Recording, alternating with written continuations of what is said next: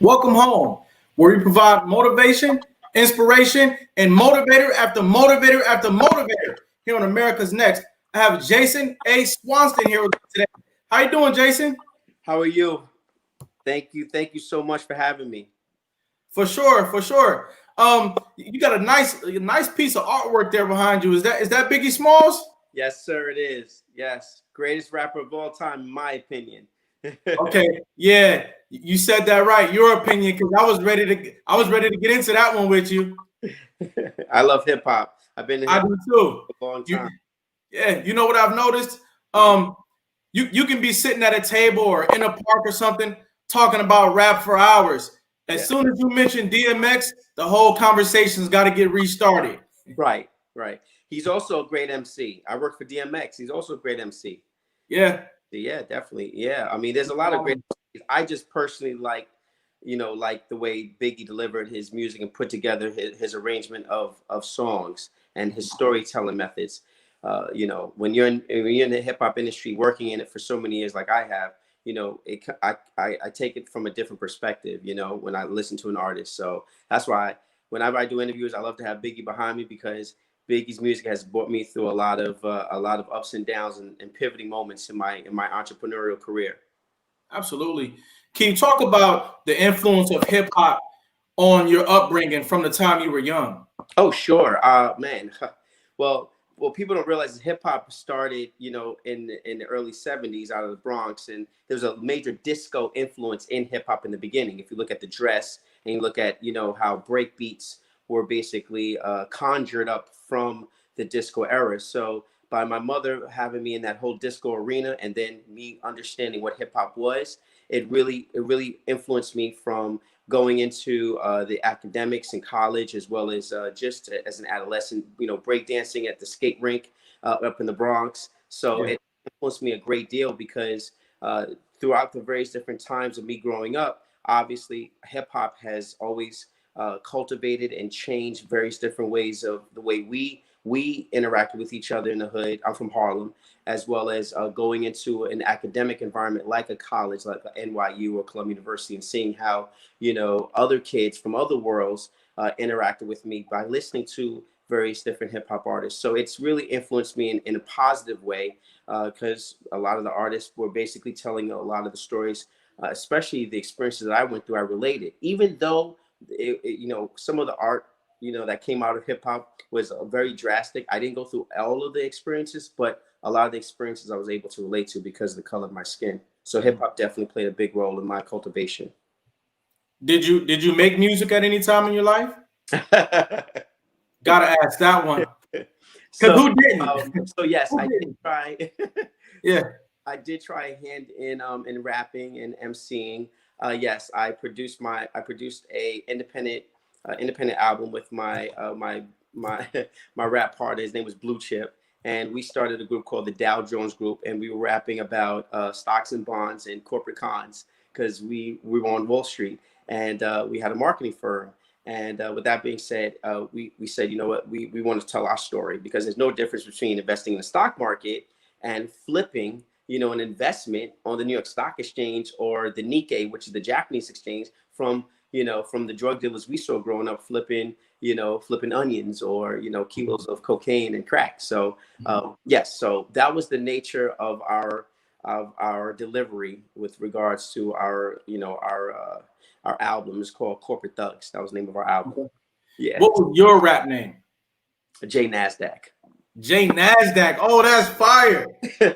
Thank you. When you say Jay Nasdaq, it makes me think that I heard of that before. Did you have any mixtapes out there on LimeWire, Napster, anything like that? Gift.com?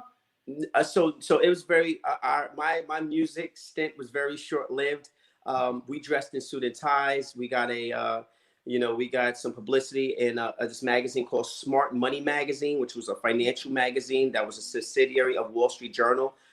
So the answer to your question was no, we didn't release it online because this was when Napster was really starting to really hurt the music industry. So we did a lot of local shows in New York, and we sold our records independently, and we just went in two different directions because Absolutely. it was just a different time. We wanted to stay independent, and at that time we're talking about 2001, the record labels, they just weren't giving us the deals that we wanted. But big shout out to everybody that helped us, For and sure. took us to those various different levels. Sure. Mm-hmm. A lot of the time when you're growing up in metropolitan areas or even rural areas throughout the country, you don't always see the rooms. You don't always see the avenues or the ways that you can even fathom earning $1 million. Right. Did rap serve that purpose for you? Did rap show you that there is a way to make a lot of money, even if rap is not going to be that way? There are rooms out there that if I can manage to get into maybe in a different industry, that I can make $1 million. Yeah. So the answer to your question is yes. Well, actually, rap. I rap as a whole, and the hip hop culture as a whole allowed me to just see different doors of making money from a profit standpoint.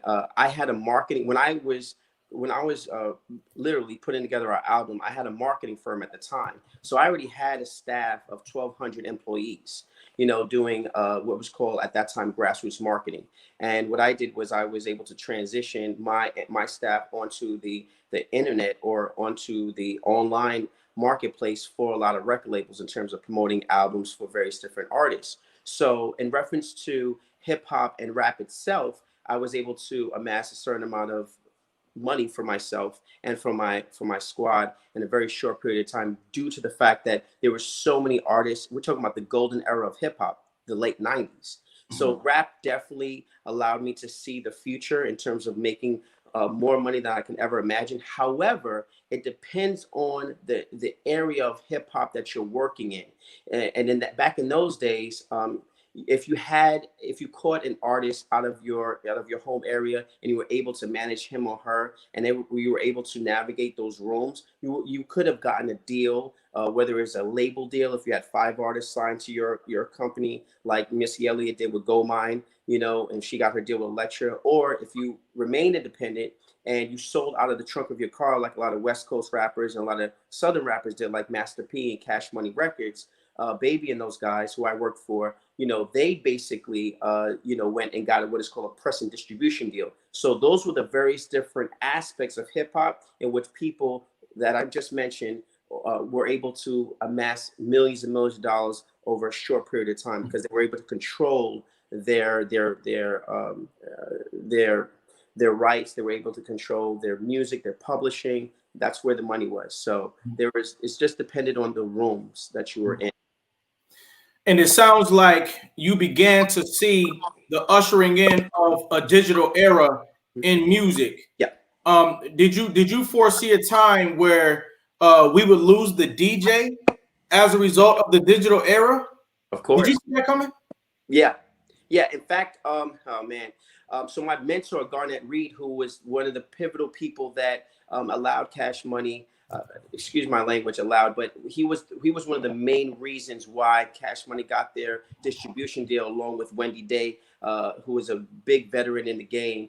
Garnett was my mentor, and we had at that time record pools. So the artists would basically, the record label, would sign up with the record pool, and they would feed the record pool various different singles, okay, on the record, right? And the singles then would be distributed to the various different DJs that listed with these record pools throughout the country. So Garnett, who was the head of marketing, when Cash Money got their deal at Universal, he was one of the major guys throughout the country that had a database of DJs. The issue was that when Napster hit, and LimeWire hit, it really catapulted a different type of insurgence of what we call file sharing. So people just sharing song files or audio files on the internet for free, right?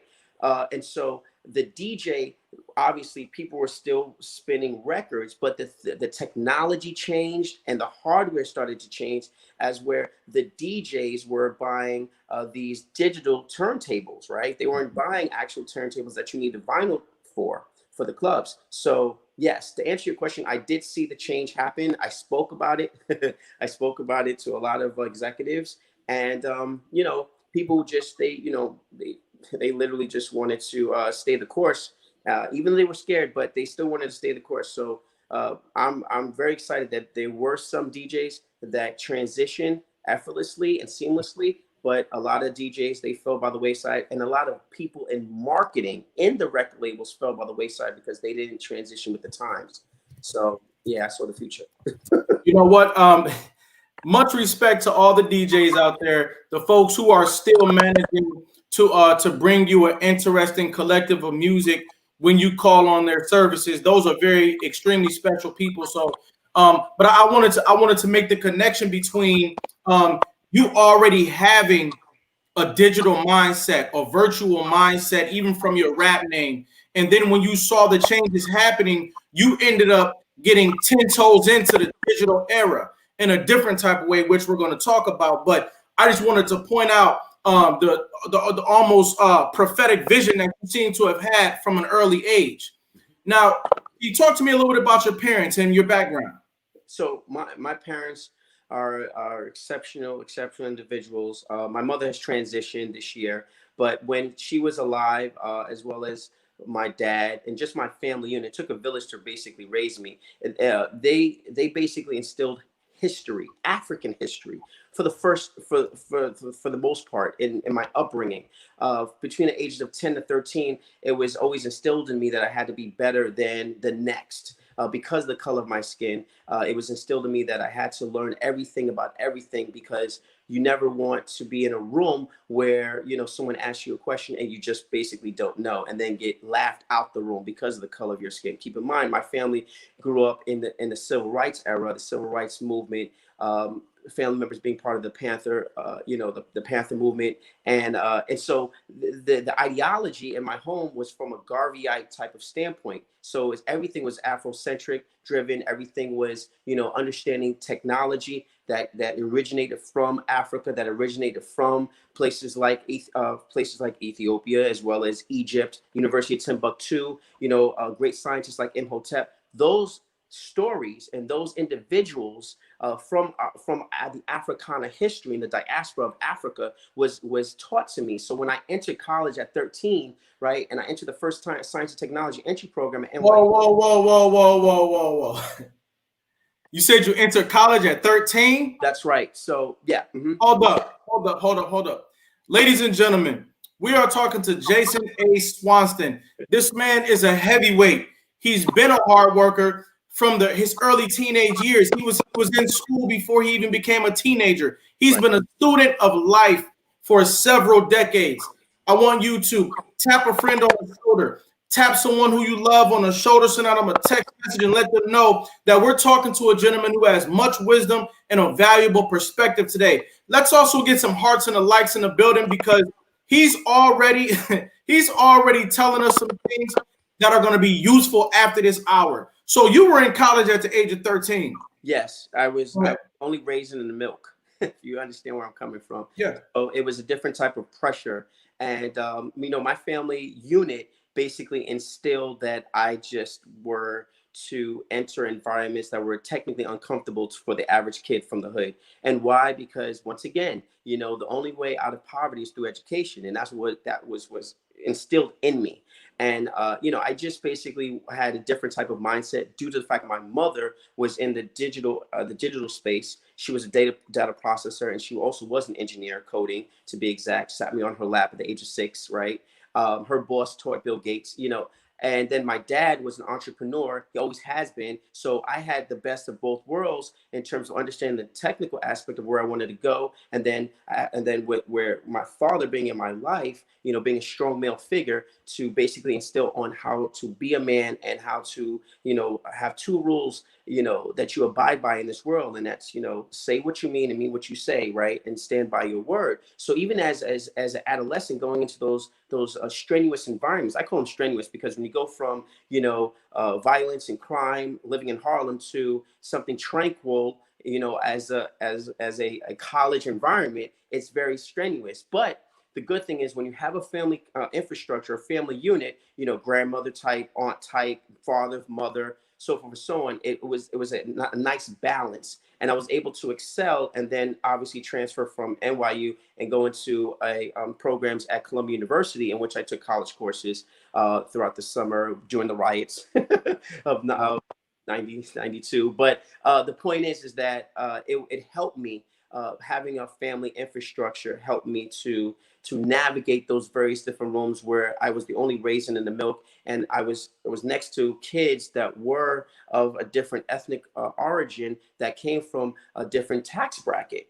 But because I had the knowledge of a particular subject matter, I was allowed in various different circles. But I was also able to stand on my own because I knew who I was from the tutelage and the mentorship, okay, that I got from my family infrastructure. And I'll end it with this. While I was going to these various different programs in these colleges, these accredited Ivy League schools, the balance that my family infrastructure understood was that I needed to go to various different arenas in which African studies was being given, right? So I studied under great archaeologists and anthropologists, like, as well as historians like Dr. John Henry Clark, Dr. Ben Yakiman, who exposed me to books by people. And I want people to look these authors up. Ivan Van Sertima, Czech Anta Diop, J.A. Rogers. Those were the books that I was reading at night while I went to these various different colleges and studied science, technology, mathematics, and so forth and so on. So yeah, I was an alien in Harlem. Absolutely. And as an alien, what are your thoughts about Sun God Ra? Oh, wow. My thoughts is Sun God Ra. Wow. Prolific. One word, just prolific.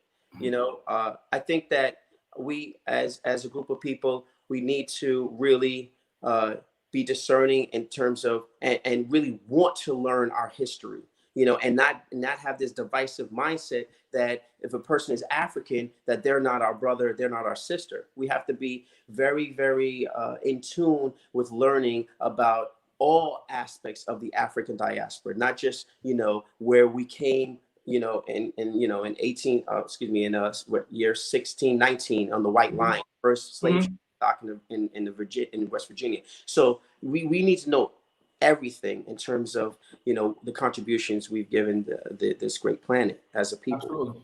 Mm-hmm. How do we revisit conversations about pressure and competitiveness with our young people today? Maybe more or better than some people, that we're living in a continually globalized climate. It's not becoming less competitive, it's becoming more competitive. And we have to be able to apply pressure on our young people, on our youth, more pressure than they think that they probably should have on them, right? But you'll never be a Jason Swanston if you can't do things beyond your age. Right. Mm-hmm. How do we maintain the level of a high expectation in today's world? Wow, it's a great question. I'm really, really enjoying this. Yeah, me too. Wow. It really starts from the home. We have to act as a community, as a whole, to hold each other accountable. Okay, if you see an injustice happening within our community, not just from another group of people committing injustices on us, right? But within our community, we have to hold ourselves accountable and say, you know what? It starts from the home. It starts from the community.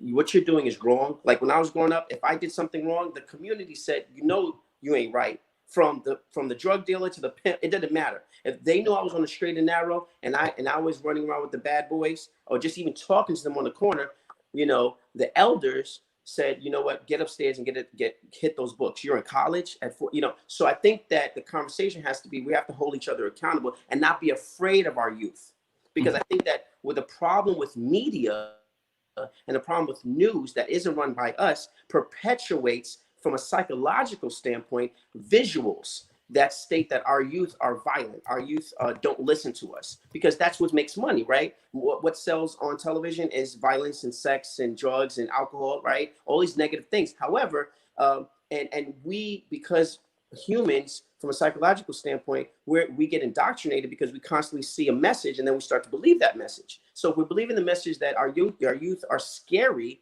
okay, they're violent, then when we go back to our home areas, or when we walk away from our flat screens or even our mobile devices, and we see a African American male walking towards us, you know, who is between the age of 13 to 17, a Gen Z, right, or even a millennial, we won't interact with them if they're doing something wrong, because we fear of what we're seeing, or the conversation that's being had online. So I think that we have to literally go into, in terms of your question, we have to really dig deep and hold each other accountable and state the facts. If you're doing something wrong, okay, in order for you to achieve, you have to stop what you're doing.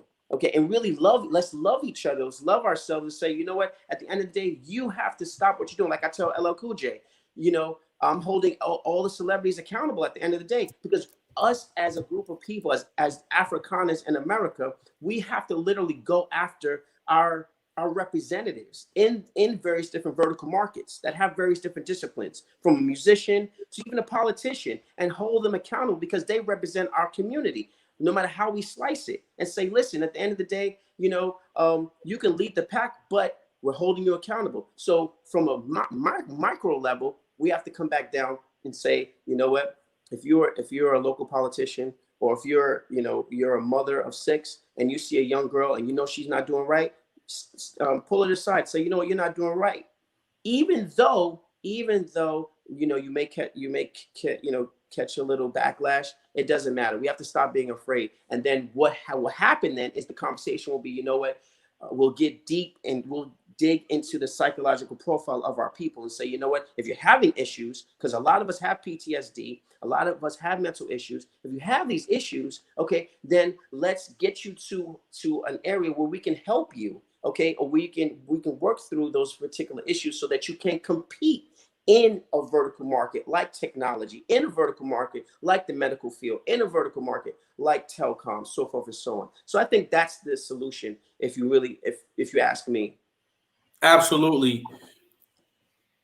Is it okay to tell a child or a young person, a young man, a young woman, I'm expecting you to be excellent? Yes, I was told that. I was told I'm expecting you to know more than, you know, the others.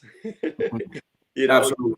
you were born with 2 strikes against you, Jason. You were born black and you were born a male.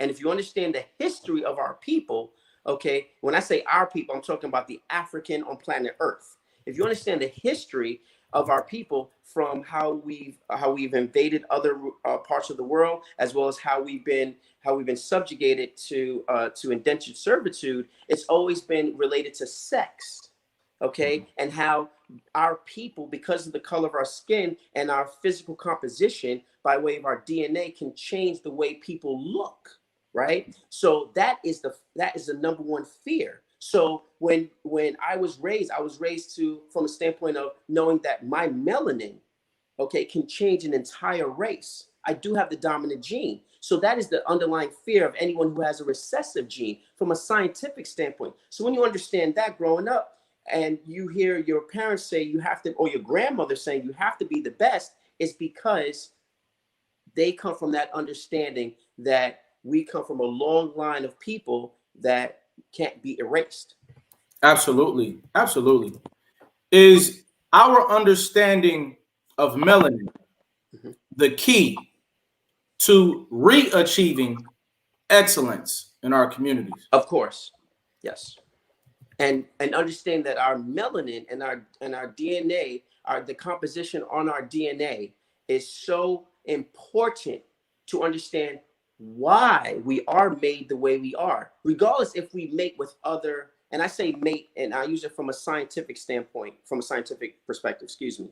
But if we mate with other groups of individuals that don't have our melanin, we're still giving out our DNA. So the thing is this, is that we have to understand that we hold so much brilliance within our our genetic makeup, that once we understand that our genetic makeup can literally carry out various different initiatives, I'll just bring it to the 2020, terminology, initiatives like launching a great app, like launching a great music video, right? Or a great artist, or even a video game, that it will change the course of history forever.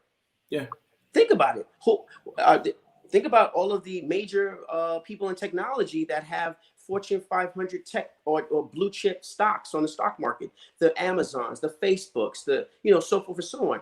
There are no African American, or Caribbean tech companies on that level, even to this day. And we're in a space where there's technically no ceiling. We can really do it because we have the internet, level the playing. Right. Yeah. It's pure indoctrination at its finest, and it's being done. It was being done with by television, but now it's being done through the mobile device. So we have to be cognizant of our black data. Absolutely. When we talk about black data, I want you to also evaluate this. There's a lot of distractions out there in the world. You got music, you got sports, you got world events, which you may or may not understand. You got all these different distractions out there, and then there's you. Do you believe that if we can get beyond those distractions, that we can begin to manifest some of those amazing figures from our ancient past, like an Imhotep? Of course. Yeah. Of course. The number one key to our downfall in this day and age, in the 21st century and moving into the 22nd century, is distractions. And we're being distracted on purpose by entities and groups that would never want us to come together from a unification standpoint, to mobilize our ideas, let's just say. And that's why the biggest misconception, especially when I was growing up, was get a great degree, get a job, work for somebody. That was outside of my home. My home was learn everything and be an entrepreneur and own everything and harness everything and don't sell, So I'm with you though. Yeah. I'm with you though, because if you understand the actual value of your aura, 1 degree can never be enough if you're 360 degrees. Right. That's correct. Ladies and gentlemen, we're talking to Jason Swanston. This man obviously is on the correct path. And so I'm going to give you guys about a minute and a half to grab some water, some popcorn, or a pen and paper, and come right back and join our discussion.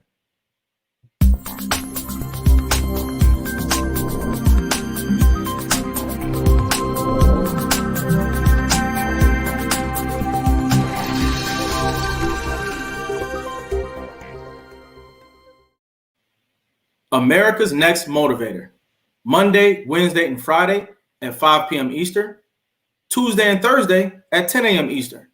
America's Next Motivator, hosted by me, Cedric Riley, and sponsored by the Pride Empowerment Network.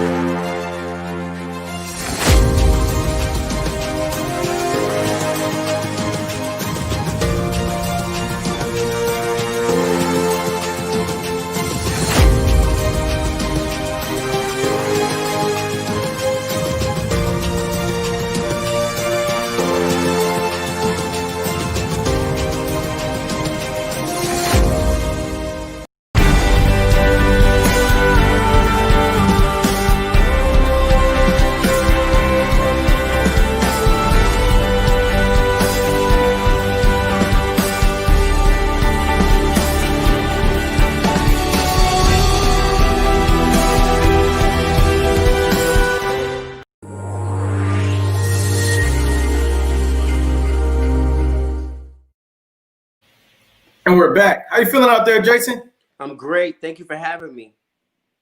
For sure.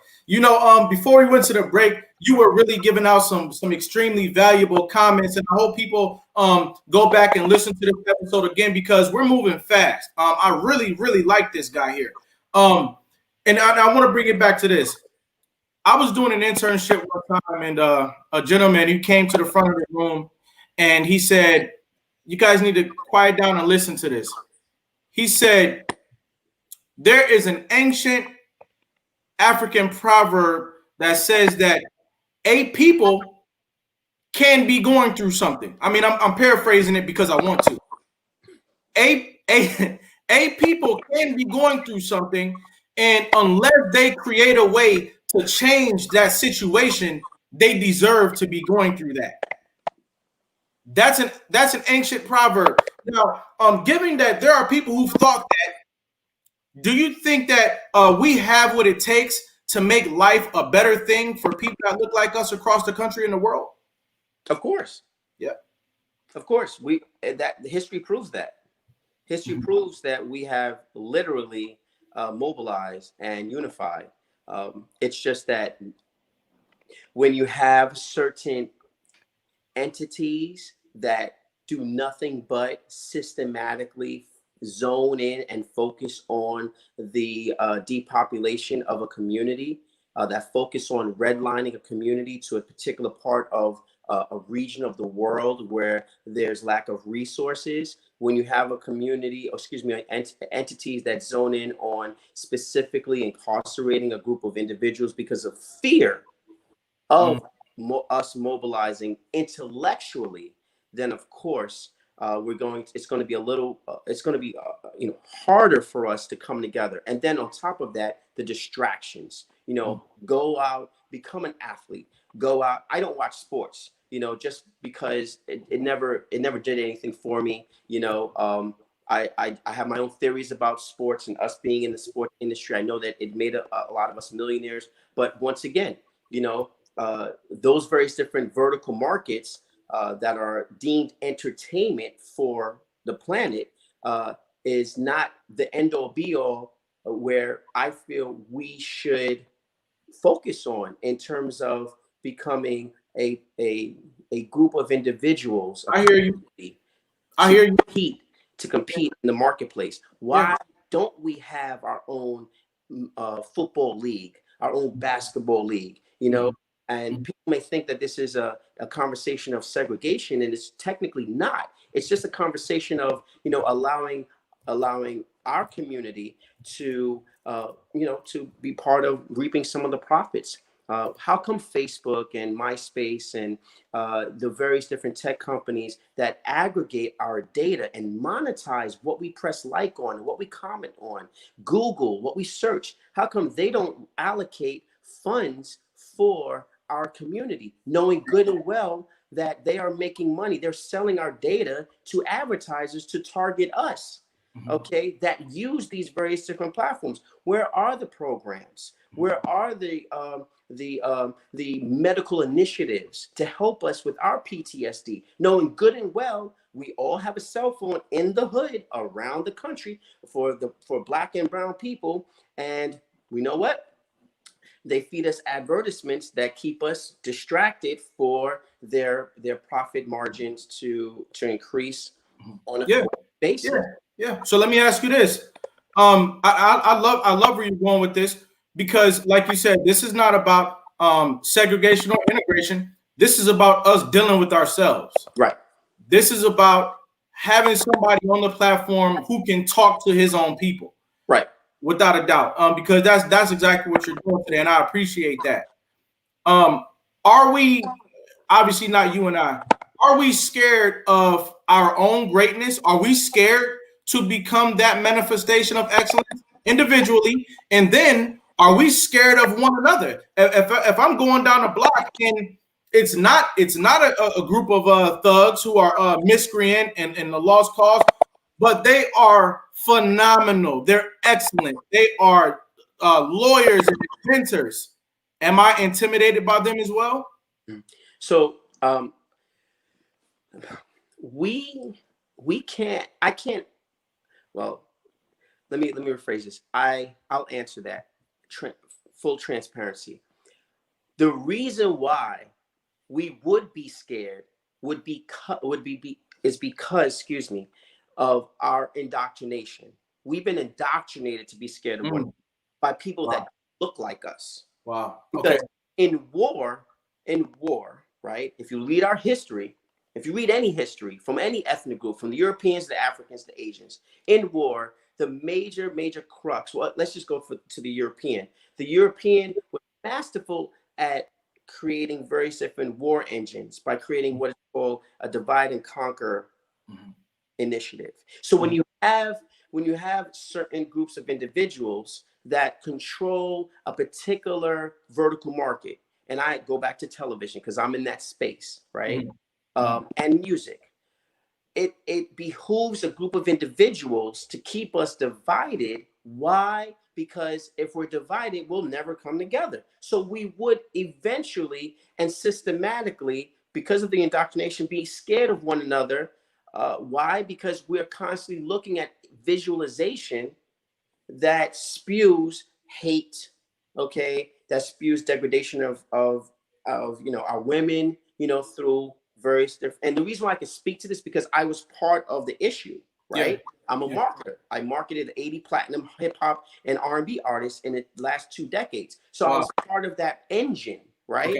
Because I'm getting 50 grand a month to promote the degradation, right, of our people on a global scale. So when a European or Afro-European, let's just say, or an Asian person sees us African Americans here in America talking to one another, they already have a dossier on us. Now, us communicating with each other within our communities, obviously have a fear, and quite naturally, we can't get ahead because we're indoctrinated. So yes, we do fear each other, and the only way out of it is if we disengage, kind of like with the Matrix when when the guy, when Morpheus pulled the plug, Keanu Reeves' back of his head, right? So we have to unplug and really start to love each other and just say hello and say, what are you doing? What are you into? And not be afraid.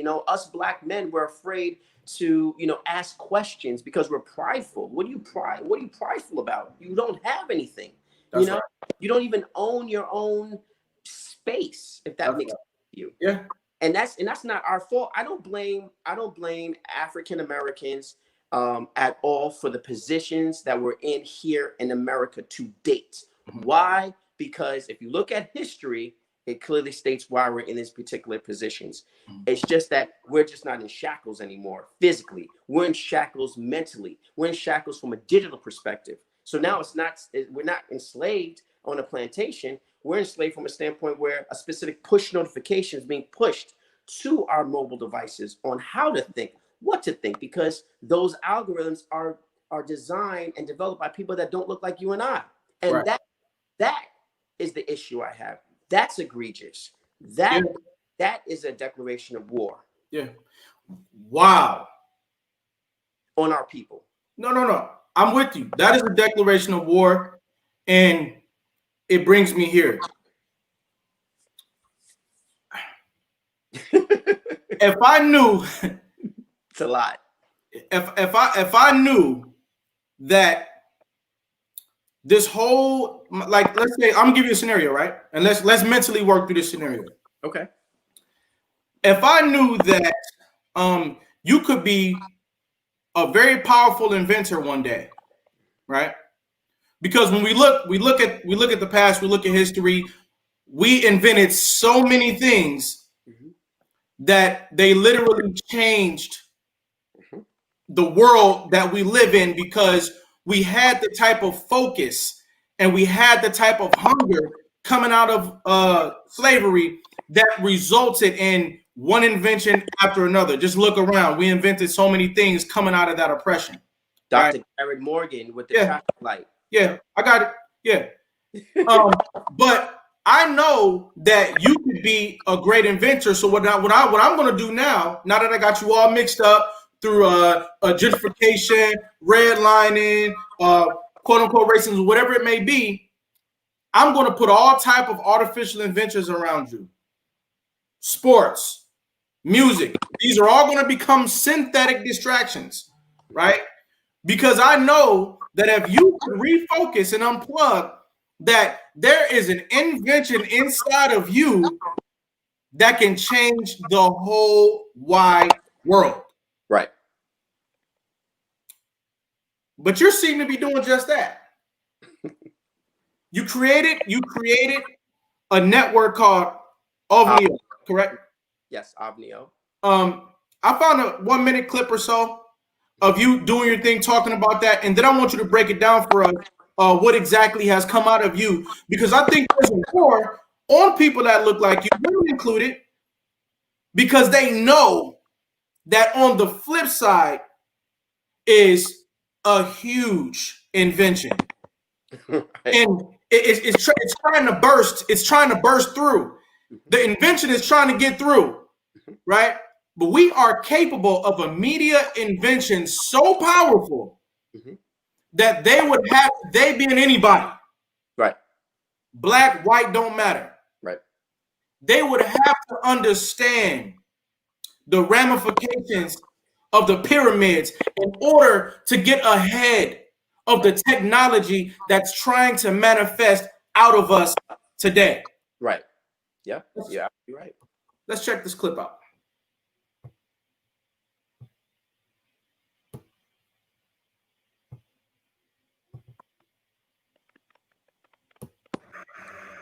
Yeah, I think I'm gonna get on Facebook. No, I want to.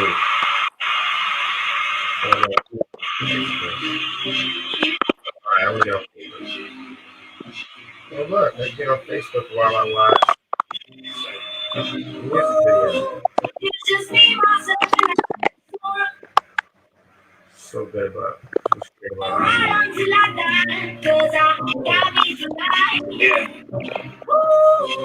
don't need a hand to hold, even when I got that. So, can you tell me what were we looking at there? What was that? Right. So that was OVNIO's social network mode when I first started developing the platform, which allowed the user to watch TV while they linked or clicked on Facebook to socialize with their friends on Facebook inside the same user window without ever leaving the actual space or the walled garden.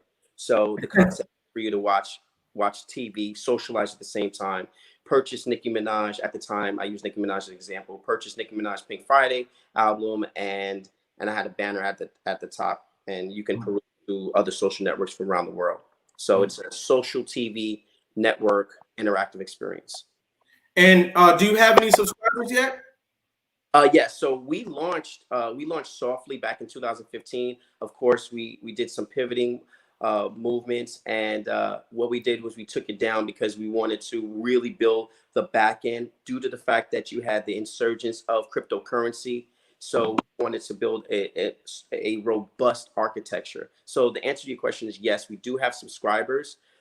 We are going to launch the actual platform in March of 2021, the actual app itself, for people to physically download and watch cable channels or linear channels from all over the planet that are curated by millennials and Gen Zs from different parts of the world. So you'll have African music channels. You'll also have LGBT channels for the LGBT community around the planet. And it's technically broken down and segregated by ethnic origin, because I feel that the cable here in North America is very, very, it's just passe. And I think it's egregious that the Native Americans don't have their own news channel or cable channel. And that's one of the main reasons why I started OVNIO, so that ethnic groups around the planet can have their own linear channel. And we, as people of color, specifically here in North America, can control our narratives, which I think is very important at this particular point, especially due to the fact that we have a large social climate combustion going on with the brutality and certain movements, Black Lives Matter, so forth and so on. So two things. The first thing, which is very important, which you just told me, which I think is phenomenal, is that You're creating a platform that makes room, right? Because what we all want is room. We want space. Everybody wants space, and space is fair, and space is objective. Yes. Everybody deserves it, and everybody has a right to it.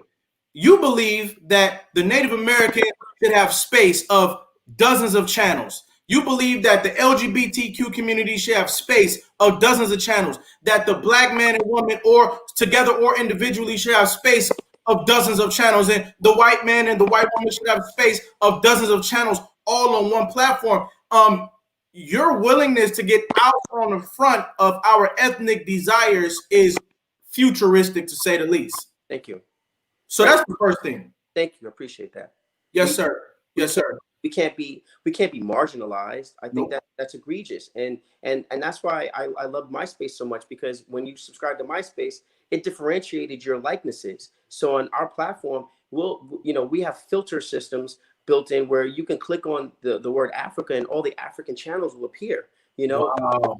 European channels. I mean, look, why does it take for us to act crazy in the streets for Amazon Prime as well as Netflix to have a black cinema section all of a sudden? You know what? Can I say one thing? Sure. When you look out onto the streets of the whole world, what you see is people that don't like the space between themselves and the so-called celebrities. Like, people want credit for their celebrity. And I think that social media is ushering that era in where we begin to see that everybody's a star.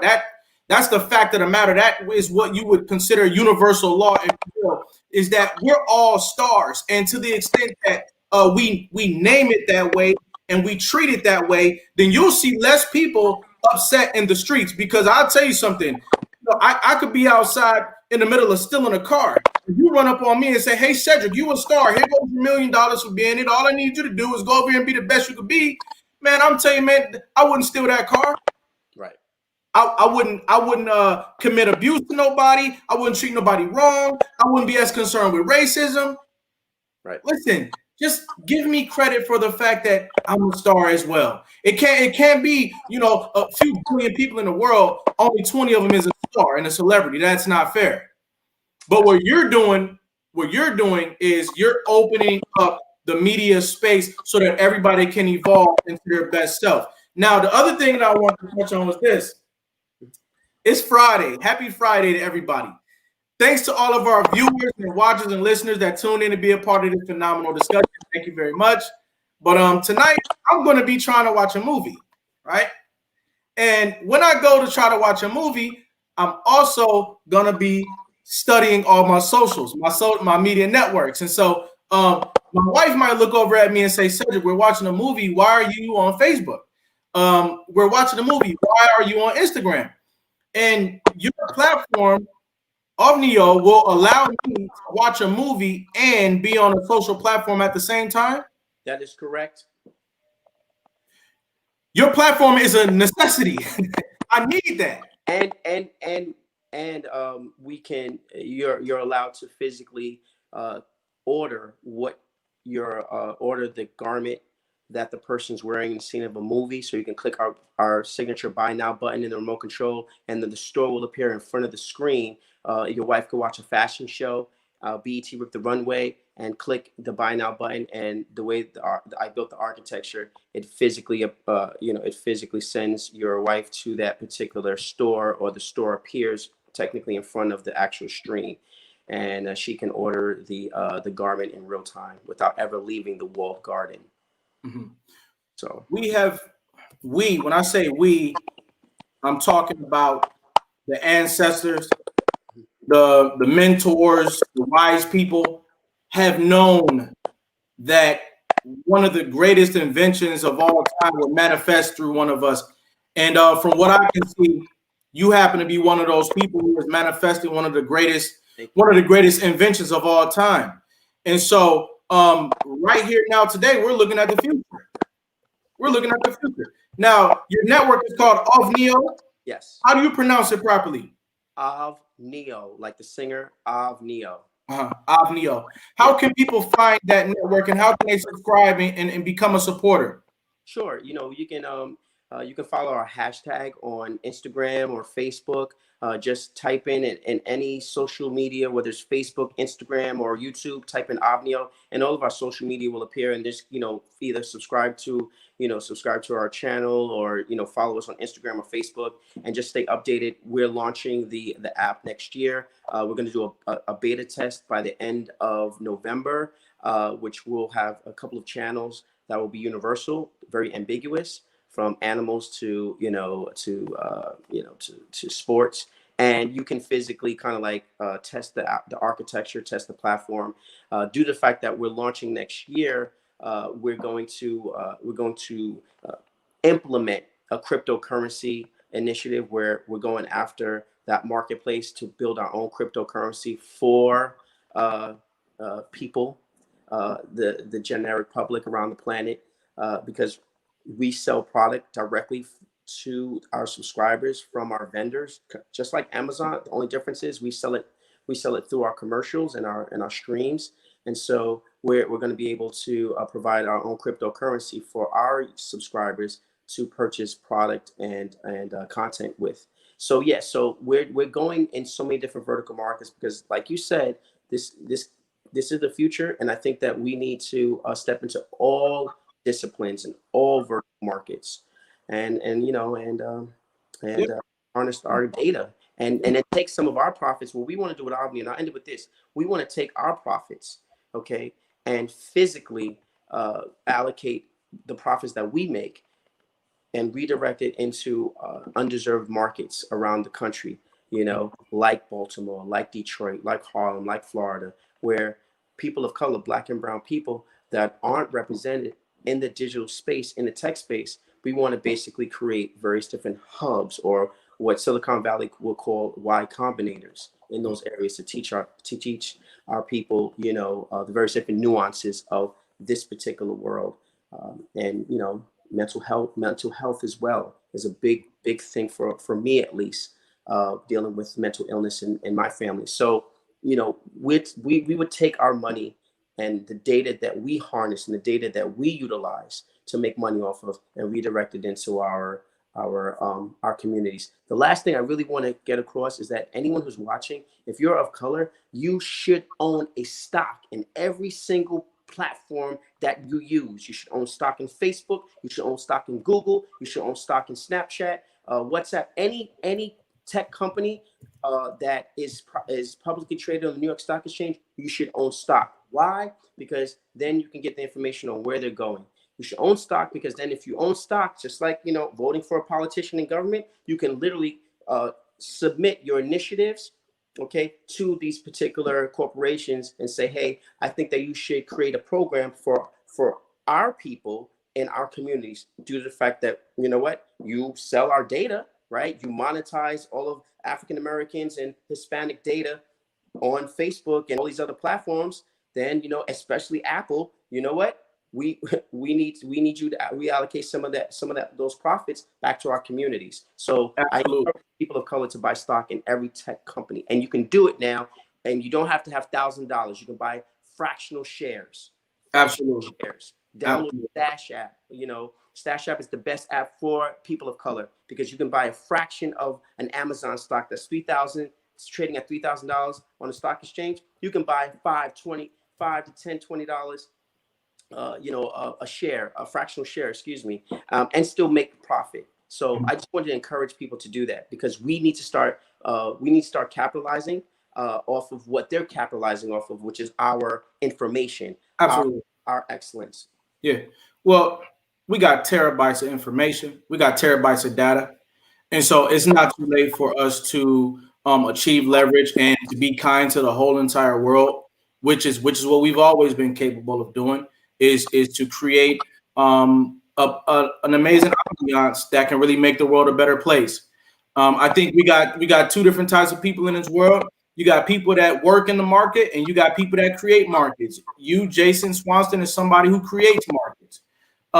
Now we got 1 minute left, and I need you to answer 3 questions. Okay.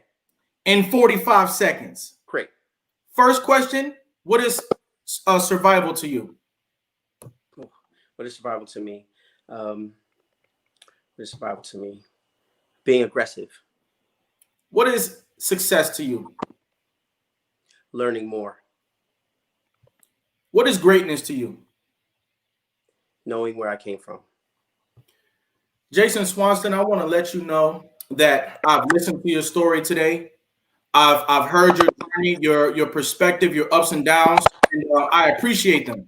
I want to give you your crown today while you're still living. Give you your respect while you're still living, and let the world know that Jason A. Swanston, you are America's next motivator. Thank you, brother. Appreciate that. Absolutely. Thanks for stopping by, all right? Thank you. God bless you, Cedric. Bye-bye. Yes, sir. You too. Ladies and gentlemen, there you have it. Each and every episode of America's Next Motivator is going to have something here for you. All you've got to do, just like you did today, is stop by and pick it up.